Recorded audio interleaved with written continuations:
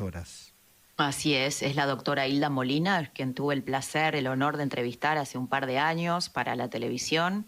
Y diría, quien más sabe de esta idea, si uno quiere explicarse el alineamiento que está teniendo la Argentina en materia internacional, el giro de Cristina hacia su radicalización. Bueno, Hilda Molina tiene muchos datos sobre eso, porque según ella explica, esto fue gestado en Cuba, en esta idea del socialismo del siglo XXI. ¿Y cómo lo sabe ella? Bueno, porque fue durante muchos años la médica estrella de Fidel Castro, que incluso estuvo enamorado de ella, y me atrevo a contarlo porque ella lo cuenta.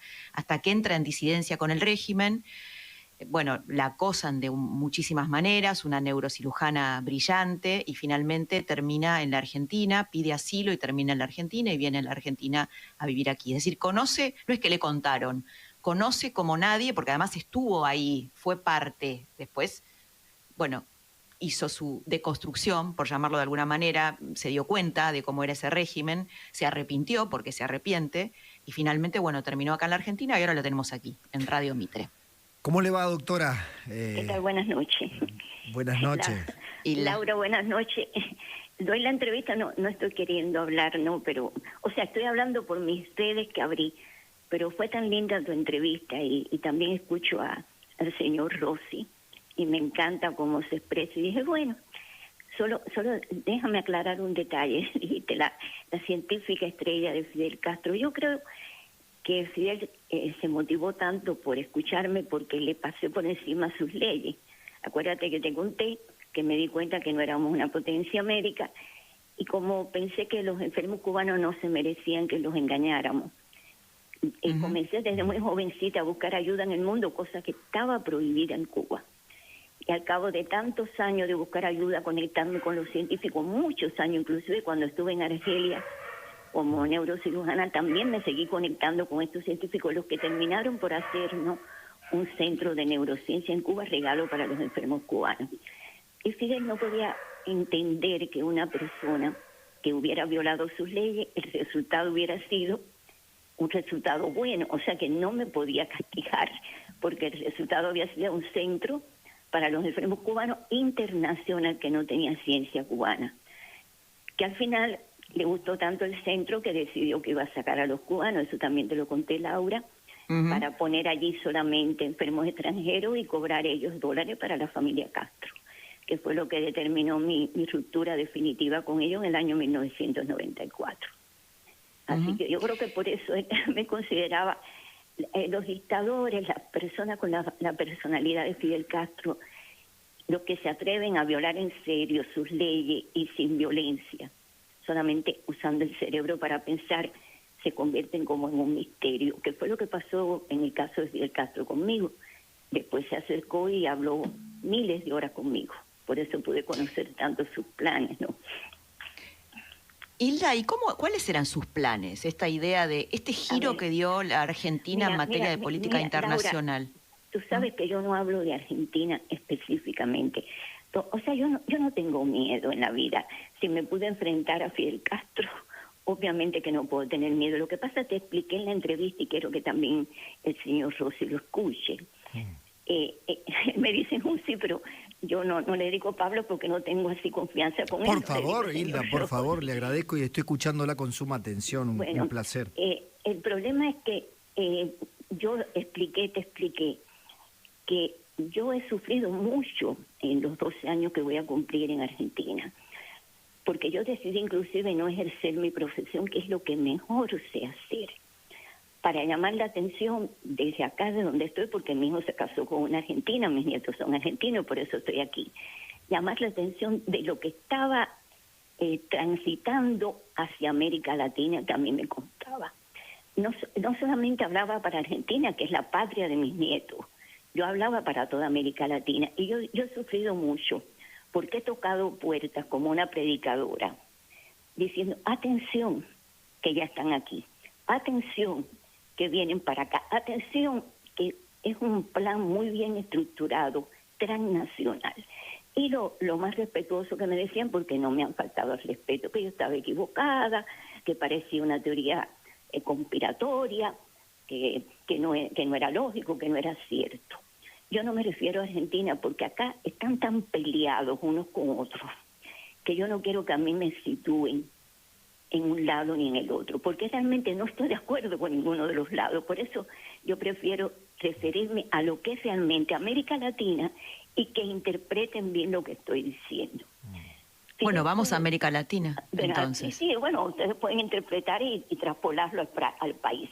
Fidel tuvo dos objetivos en su vida: someternos a nosotros los cubanos y colonizar América Latina. Hubiera querido colonizar a Estados Unidos, pero no lo logró, y su personalidad hizo catarsis en, bueno, no puedo conquistar Estados Unidos, voy a crear un imperio antiimperialista contra los Estados Unidos.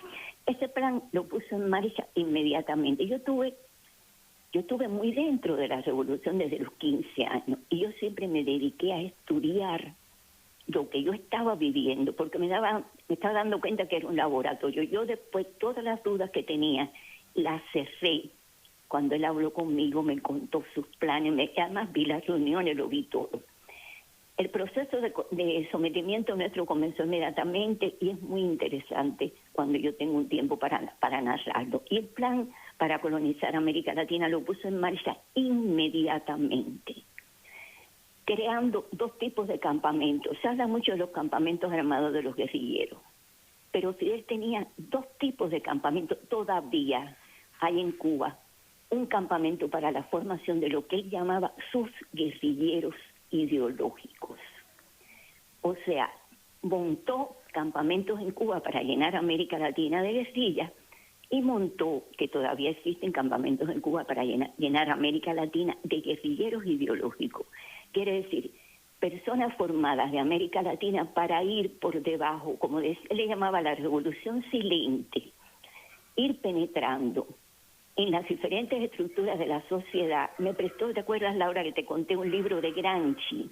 Que yo no sabía quién era tal Gramsci. Gramsci, sí. Y me dijo un neomarxista. Sí, él me llevaba libros para que yo aprendiera de política, y yo le decía que sencillamente yo no podía aprender de eso porque yo tenía que operar cerebro y dirigir una institución grande que era internacional. Pero ahí supe el Frankenstein ideológico que él se había armado. Entonces el libro, él me dijo, acá está la revolución silente que tú me preguntas tanto qué cosa es. Y yo me asombré cuando vi que este señor lo que planteaba era penetrar todas las estructuras de la sociedad para ir lentamente trabajando o formando. Él me decía, construyendo el poder político, me decía, para en algún momento conquistar ese poder político. Eso era, o sea, mientras hacía la lucha armada, él tenía un segundo plan, porque también creía en lo que él llamaba la batalla de ideas. Es decir, la batalla cultural, ¿no? O sea, él iba... Él decía la batalla de ideas, sí. De ideas. Batalla cultural le llama, hegemonía cultural le llama este señor Gramsci, pero él le llamaba la batalla de ideas. O sea, no tengan ustedes la menor duda de que en América Latina existen ya varias generaciones de guerrilleros ideológicos, y que yo me he dado cuenta en Argentina, porque yo recorro el país, que lo mismo usted se puede encontrar en una universidad de élite, un profesor importantísimo que maneja autos de alta gama, y es un guerrillero ideológico, tiene influencia, porque te discute cosas elementales, por la forma en que yo veo que prima en esa persona el antivalor preferido de Fidel Castro, que era el resentimiento. El resentimiento, que se lo encuentra usted en todos los estratos sociales. Entonces, ya cuando viene la caída del muro de Berlín, año 1989, el momento en que él más visitaba ese centro, ahí ya él me lo dice, ha desechado la lucha armada, pero él ya quería construir su patria grande latinoamericana, su imperio. En eso estaba trabajando, ya necesitaba un delfín, una persona que con una cara joven, con un nuevo nombre, fuera por América Latina llevando adelante sus proyectos, sus ideas. Yo creo que el gran defecto del mundo ha sido subvalorar quién era el señor Fidel Castro. Y fundamentalmente, y lo estoy escuchando atentamente, cuando plantea que el resentimiento era como la materia prima para construir ese enemigo oportuno, ese enemigo que siempre iba a darle el norte a aquellos que estuvieran bajo el régimen, ¿no? A trabajar el cerebro de gente de la sociedad, diciéndole, tú lo que no tienes es porque este te lo quitó. El mérito, tú no creas en el mérito, los que defienden los valores, los que defienden el mérito, son malos, es porque algo te han quitado. Lo primero que hizo con los cubanos fue erradicar los valores fundacionales de la patria. Y varias generaciones de esas personas, porque comenzaron en el 60, estamos en el 2021, ya algunos de esos guerrilleros ideológicos son empresarios, son sacerdotes, son profesores universitarios y hasta ministros pueden ser en los países, no te quepa la menor duda. Él preparó todo eso. En el año 89 él supo que iba a colapsar el bloque comunista europeo. Y él es el que crea el Foro de Sao Paulo. Yo soy testigo de cuando lo crea. Él convoca a Lula, pero ¿por qué? ¿Y por qué le da más nombre a Lula? Porque en ese momento Lula era candidato a presidente en Brasil y hacía falta resaltarlo. No había nadie todavía de los que fueron fundadores del Foro de Sao Paulo que fueran gobierno, solamente la dictadura castrista. Y quería Fidel que uno del Foro de Sao Paulo llegara a ser presidente, porque ya no sería Foro de Sao Paulo, ya sería ya una estructura, un bloque de dictaduras electoralistas. O sea, llegar al poder por la vía electoral, él me decía muerto de la risa, porque si llegamos por la tontería de la democracia al poder, si nuestros alumnos, nuestros compañeros llegan al poder por la vía de la democracia, de la tonta democracia, no nos pueden ya después decir dictadores. Venezuela. Entonces, ¿qué pasa? Él estaba buscando un delfín y aparece Chávez, que Fidel le fija la vista a Chávez cuando le da el golpe de Estado a Carlos Andrés Pérez, año 1993. Él da el golpe de Estado. Fidel enseguida lo mira, nunca le gustó mucho, pero lo mira con su verborrea, etcétera, y dice, este es el perfecto. Fidel sufre mucho cuando Chávez es encarcelado. A mí me conta porque era cuando más visitaba el centro y hablaba conmigo. Pero Rafael Caldera indulta a Chávez, no cumple la sentencia. Y entonces cuando Fidel le organiza un viaje a Cuba, un montaje a Chávez para hablar con Chávez, hay una reunión de Raúl y Fidel con Chávez, donde le ofrecen, te hacemos la campaña, te pagamos la campaña, pero tienes que ser candidato a presidente. Y Chávez no lo podía creer, claro. Estaba muy, pero muy contento. Y a partir de ese momento, hasta que Chávez llega al poder, 1999, toda la maquinaria propagandística del castrismo, que es inmensa, el pueblo de Cuba se muere de hambre, pero hay mucho dinero para llenar al mundo de mucha mentira sobre la realidad de lo que es el castrismo. Chávez llega al poder y entonces ya ahí se une la estrategia de Fidel Castro con el dinero de Venezuela y con la ambición de Chávez de llegar a un poder. Yo solo les pido que razonen lo siguiente. ¿Alguien cree que un joven de 38 años, ignorante, sin dinero, un militar allí sin historia, puede de pronto transformarse en lo que se transformó Chávez si no tiene detrás un padrino, una estructura? Esos 4 años que mediaron del 94 al 99, toda la maquinaria castrista convirtió a Chávez en una leyenda y a su revolución en una epopeya, porque el castrismo trabaja con epopeya, con épica, con algo que toque el sentimiento de las personas. Hilda, sí. Perdóneme, no, el relato es vibrante y vibrante. Y los tiempos de la radio son tiranos. Bueno, yo lo sé, pero como me preguntaron eso. No, pero es que es. Pero la estamos escuchando, mire, para que Rosy y yo estemos mudos, tiene que ser un relato. Solo les digo a ustedes que allí, en ese momento, se produce la mutación del castrismo a socialismo del siglo XXI o castrochavismo. Claro. Y allí empieza todo, con un plan para toda América Latina. Y que aquí sabemos cómo llegó. Bueno, lo que le quiero preguntar, Hilda, ya incluso más desde el lado de su conocimiento científico, a partir del viaje reciente de la ministra de Salud Bisotti a Cuba y la elaboración de la vacuna soberana, Hoy Cuba, según su criterio y lo que conoce, ¿estaría en condiciones de producir una vacuna para el coronavirus eficaz que pueda ser comercializada? En el año 89 hubo una gran experiencia con científicos serios, Gustavo Sierra, mi amigo que falleció, y hubo seriedad con una vacuna antimeningocócica que se fabricó en instituciones inmensas, casi faraónicas, que Fidel Castro hizo construir para la biotecnología. Yo no sé, en este momento, inclusive en Cuba no se le está llamando vacuna, sino candidato vacunal. Quiere decir que ellos todavía no aceptan que eso es una vacuna. Lo que sí pueden ustedes tener por seguro, y esto sí se lo garantizo, detrás de todo esto hay mucha ideología, mucha politización y mucha ética. El objetivo es, esto no lo duden, ¿quién salva a los pobres de la tierra, sobre todo de América Latina, contra la pandemia? La revolución de Fidel Castro, la revolución ¿cómo le llaman? Popular y qué sé yo, y progresista de América Latina. Van a unir fuerza para convertir eso en una verdadera épica. Miren bien la cajita y el nombre de la vacuna Soberana.